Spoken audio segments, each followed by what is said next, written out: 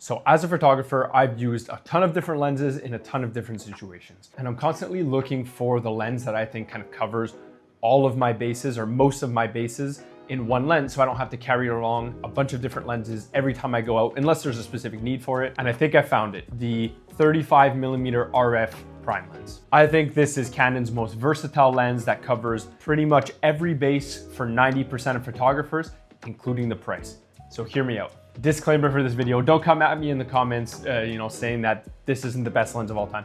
Obviously it's not. This isn't gonna be the best lens for every single situation. For example, if you're shooting wildlife, don't use a 35mm, obviously.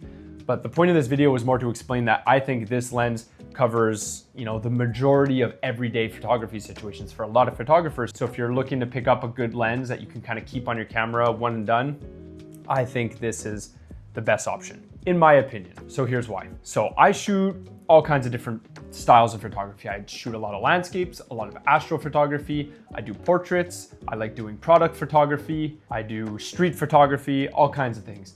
And this lens is pretty much the lens I will use for all of those situations. So when I'm shooting landscapes, the 35mm, especially I'm shooting on an R8, so I have a full frame sensor in my camera. So the 35mm is a true 35mm.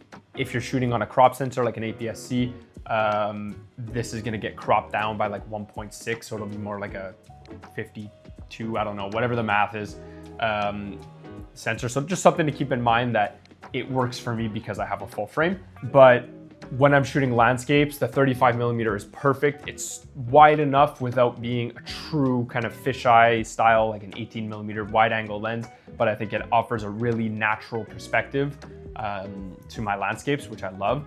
Yet it's still wide enough to get good astrophotography, so I can get a lot of the sky in the photo. It's a really, really solid lens. It's also not too big.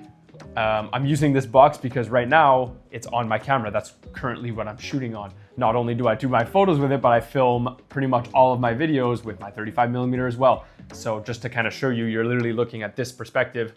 So when you're taking something like a portrait, it's very natural looking. It's great for portraits. Also, it goes down to f1.8. So this was a huge thing for me, is going down to 1.8 is great, not only in low light, but also when you're trying to look for that kind of bokeh depth of field look, the 1.8 is huge. That's why I find this lens to be a better option for a one and done over something like a 24 to 50, I think it is, or 24 to 105, some of the kit lenses. Those are good lenses for your everyday use, especially if you're a beginner. But if you're looking to upgrade to something a little bit more high quality without compromising the fact that you kind of have that whole wide variety of photos you can take with a single lens, this is a great option. The only thing that this can't do is zoom into like 105, what your other lenses can do. This is a prime lens, so it's stuck at 35mm, but this lens just offers so much versatility in one lens. So picking up where we were at, portraits, great for portraits, the 1.8, you can get a lot of bokeh in it,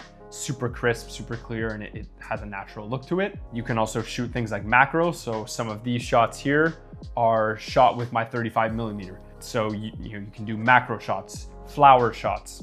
I take a lot of photos of flowers, so shots like this. This was also shot with my 35mm. This portrait was shot with my 35. This landscape was shot with my 35. Street photography, the 35 is still wide enough that you can get a ton of different kind of angles and perspectives of the architecture. So my kit used to be an 18 to 55mm lens for kind of my wide angle astro landscapes. Then I had my 50mm prime lens for my portraits and my macro shots. And then I had a 70 to 200 for my wildlife. 70 to 200 still stays in my bag. That's a great lens that can do a lot of things that this can't, obviously. But when I'm going for a walk, when I'm going for a hike, and I want to bring only one lens that's lightweight and can cover pretty much all of my bases, this is a phenomenal option. So when I had the 18 to 55, it was great because I can go a little bit wider and I can zoom in a little bit more. But that went down to, I think it was like f4.5, something like that. This can go down to 1.8. And most of the time when I was using the 18 to 55, I would have it kind of half zoomed into about 35, 40 anyways. So it really doesn't make that much of a difference to me. And one of the biggest selling points for me on this was the price. I even got this on sale, so it was even cheaper than you're seeing on screen here. But the price for this lens, considering all of the pros for this lens, the price is really, really affordable.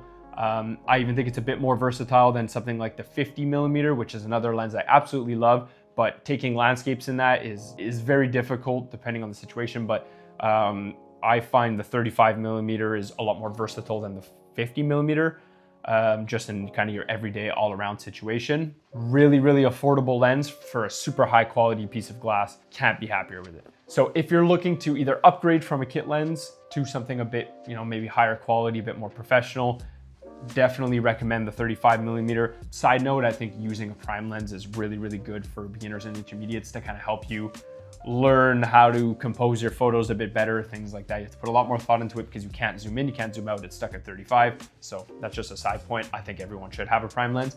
But putting that aside, if you're looking to upgrade, you might even have a full kit for your camera and you have a second camera that you just want to have as your, your second body that you can kind of shoot and have on you. This is another one that you can just leave that on, and then on your main body, you can switch off your lenses if you're doing something like weddings, for example, or if you're filming on the 35mm, you're filming vlogs and you want to use your main body. This is another really affordable option and versatile option for a second body if that's the situation you're in. But it's on my main body. I don't have my second body with my 35. It's on my main camera. I use it every single day for the majority of my photography.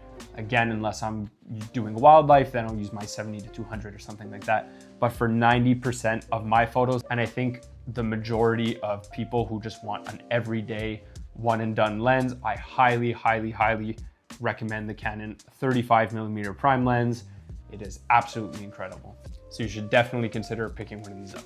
Anyways, it was a very short video, but the point was just to kind of explain to you why I think this is a really, really good lens for the pros and for the price, and why this is the lens I use every single day. So hopefully you learned something from this video. Hopefully I convinced you to pick up one of these lenses if it's in your budget. If you're looking for other camera tips and other photography tips for beginners, check out some of my other videos, or you can also check out my photography on my Instagram @thesneakylens.